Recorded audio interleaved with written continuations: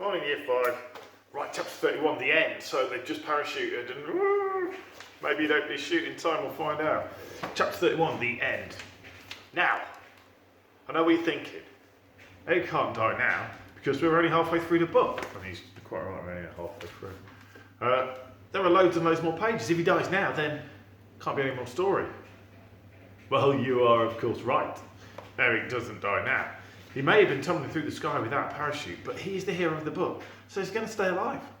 For now. But how? Splash!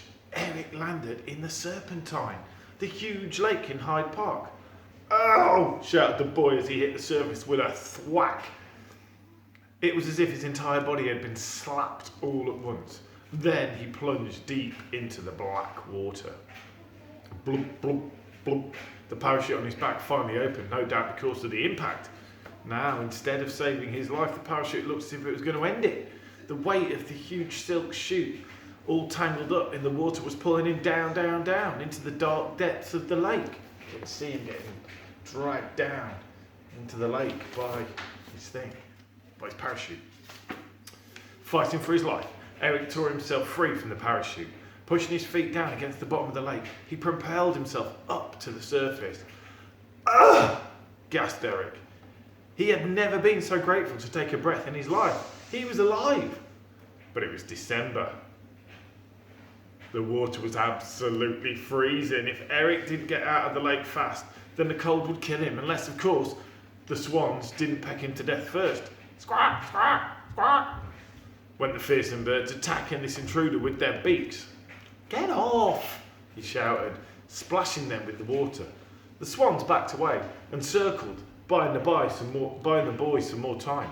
Wiping water from his eyes, he spotted the truck hurtling towards him, trailing the flaming balloon in its wake. Whoosh! If Eric didn't lunge out of the way, the truck was going to smash him to pieces. The boy powered through the water as, splash, it crashed into the lake, missing him by an inch. As the vehicle and the balloon sank, the boy looked up. An almighty battle was raging in the sky. Luftwaffe bombers were dropping their deadly loads all over London. Boom, boom, boom. Nazi fighter planes were protecting them from British Spitfires, which were trying to shoot the bombers out of the sky. Rat-a-tat-tat. Meanwhile, shell after shell were being fired from the ground. Bang, bang, bang. Bombs hurtled to the earth as flaming planes twisted down like fireworks. In amongst all this, Eric spotted two white circles in the sky. Parachutes. Gertrude and Sid were alive. Eric swam towards the shore of the lake, splashing the swans, and now a gang of ducks who also seemed intent on attacking him. Quack, quack, quack. And he saw Gertrude had landed safely on the grass ahead. Gertrude, he called out, though the gorilla didn't hear with the deafening noises of the blast. The animal had clearly loved her flight, and she was leaping up and down on the spot, the parachute still flapping behind her. It was as if she was trying to propel herself back up into the air. Whoop, whoop. She whooped as she ran across the park, trying to fill the chute with air again so she could lift herself off the ground. Meanwhile, Sid landed, not so luckily, up a tall tree. Oof, he moaned. A branch is poking into my bottom. Eric heaved his soaking wet and freezing body out of the lake and rushed towards the tree. Help, cried Sid. If I fall, I could break my legs. The boy pushed at the bottom of the tree for a moment. The boy paused at the bottom of the tree for a moment. I hate to be the one to tell you, but your legs are made of tin. Oh yeah, remembered the old man. Still, they could get badly crumpled. Can you climb down? Called the boy. I'd rather you climbed up, called the man. Let me just help Gertrude. Oh no, I get second place to an ape. She might run off. Yes, you go and help Gertrude. Don't you mind about your poor old Uncle Sid? The boy sighed and shook his head before racing off in the direction of the gorilla. She had attracted the attention of the Serpentine swans, who were circling her menacingly. They went.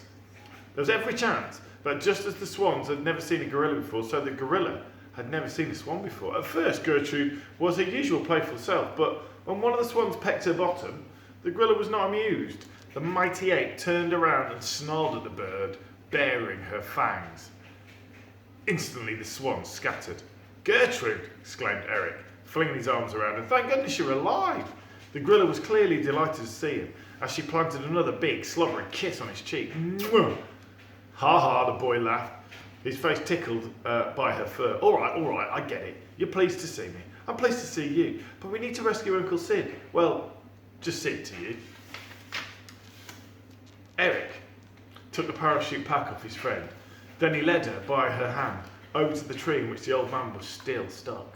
The bombs were exploding all over London, and Eric could feel his friend gripping his hand tighter with every kaboom. I've got you, reassured the boy as the battle raged above. Get a move on, shouted Sid from the top of the tree. Hold your horses, said Eric.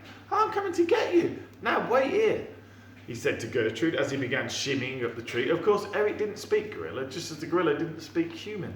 Gertrude began shimmying up the tree too. Being an ape, she was awfully good at it and made it to the top in no time. Despite not sharing a common language, the gorilla gestured to her back. What does she mean? Asked Sid. Hop on, guessed the boy.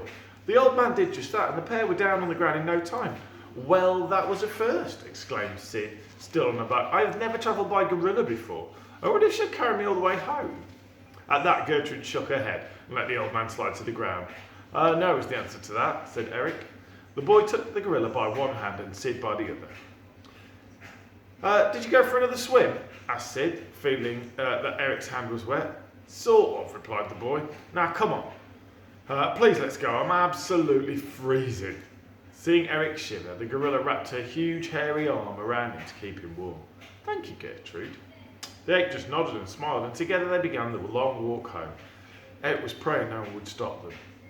How would they explain away a great big gorilla?